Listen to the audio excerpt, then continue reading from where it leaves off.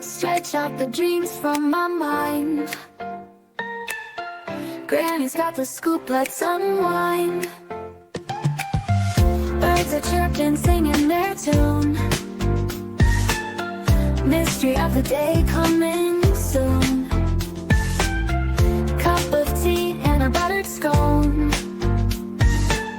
Start the day, we're never alone. Good morning, rise and shine. Granny's here with stories so fine. Good morning, off we go. To greet the world with a happy glow.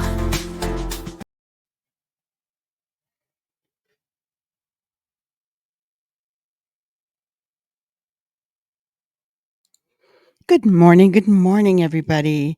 Hope everybody's doing well today. Today we are talking about the Idaho 4 case, a case where 4 beautiful college students' lives were taken by what it looks to be one man who is seriously disturbed, in my opinion. But the most important thing about it is the 4 lives that were taken. From left to right, Madison Mogen, Kaylee Gonzalez, Ethan Chapin, and Xana Chernobyl. These 4 young lives were taken in the middle of the night, stabbed to their death. Very, very sad.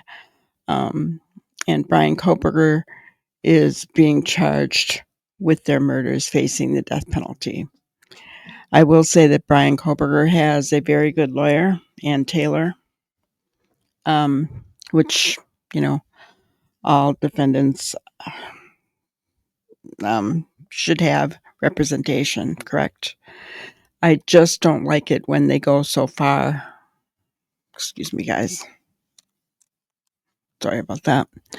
When they go so far as to try to, knock out important evidence like DNA evidence and things like that. But it is what it is. He's getting his defense. I don't think it's going to matter because the evidence that is stacked against him.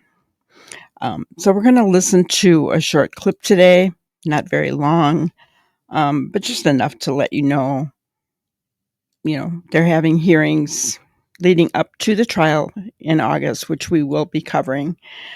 And we're going to see what evidence is going to be able to come in.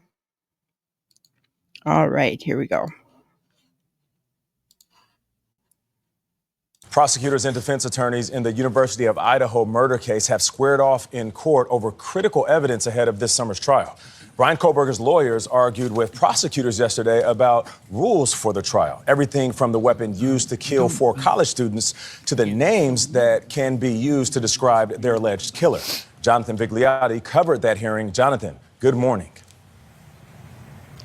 And Nate, good morning to you. Koberger appeared at this hearing. He was silent except for when he was talking to his attorneys. It was an exhaustive process lasting more than 8 hours, and ultimately it will set the tone for this trial.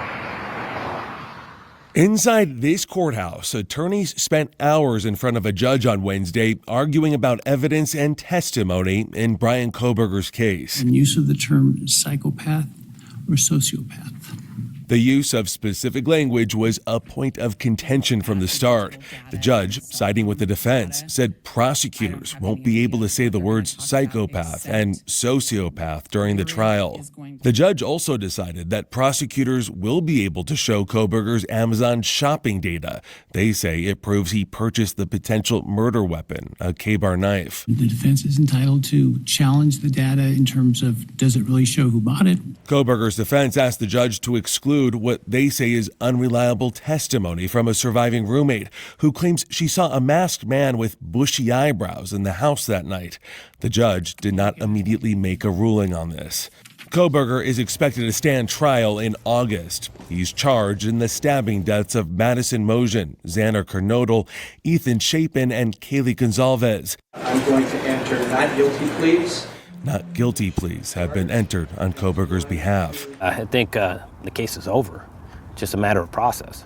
Steve Gonzalez, Kaylee's father, attended Wednesday's hearing with his wife. It's a hard thing to even put yourself in there because you see all these people there to protect him, and you know no one was there to protect your daughter.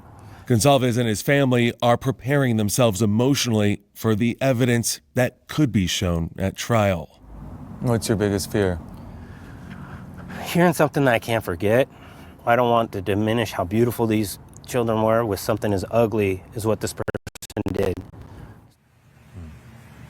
It's been a difficult journey for these families. Attorneys are combing through an incredible amount of potential evidence. We're talking tens of thousands of photos, videos, and other documentation. To give you some perspective, that is more discovery than the O.J. Simpson case. If Koberger is found guilty, he could be sentenced to death, Vlad.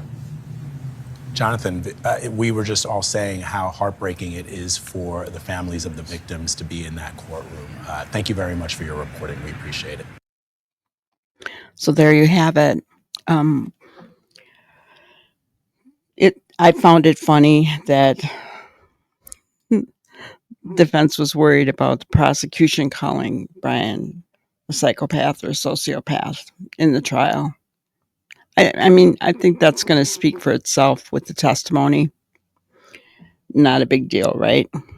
Wanting to keep out the Amazon purchases, I think that, just like them trying to keep out the DNA evidence, ridiculous.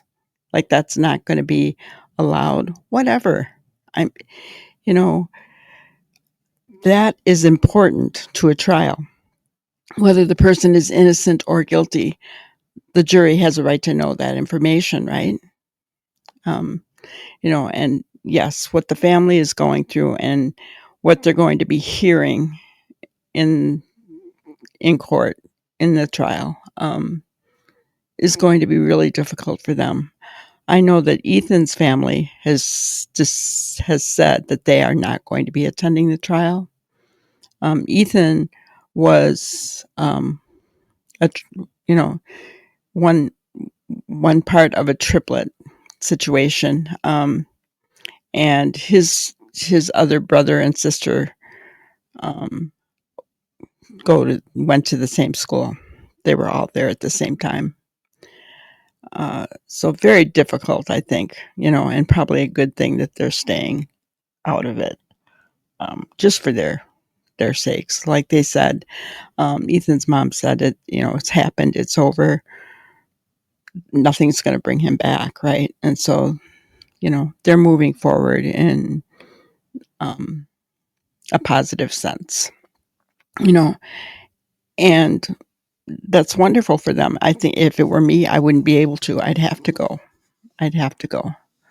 But, I admire their thoughts and their opinions on that and the strength that they have to stay away from that.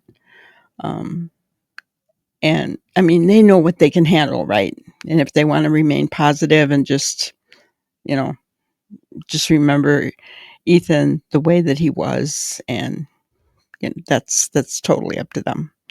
So, this trial is going to be really interesting, guys. I really feel as though,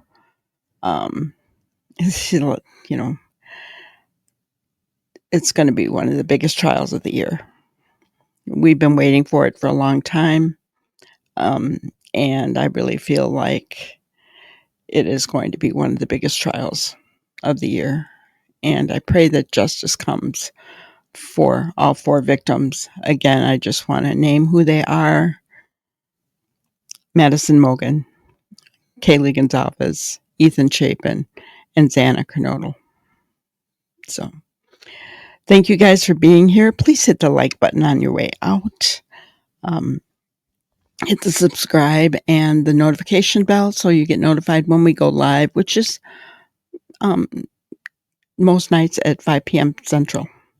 I want to thank you guys. You have a wonderful night.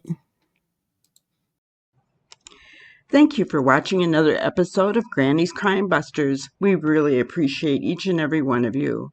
Don't forget to subscribe and like and even share the content. You can follow us on any of our other social media platforms at YouTube, Twitter, Instagram, Facebook, and TikTok.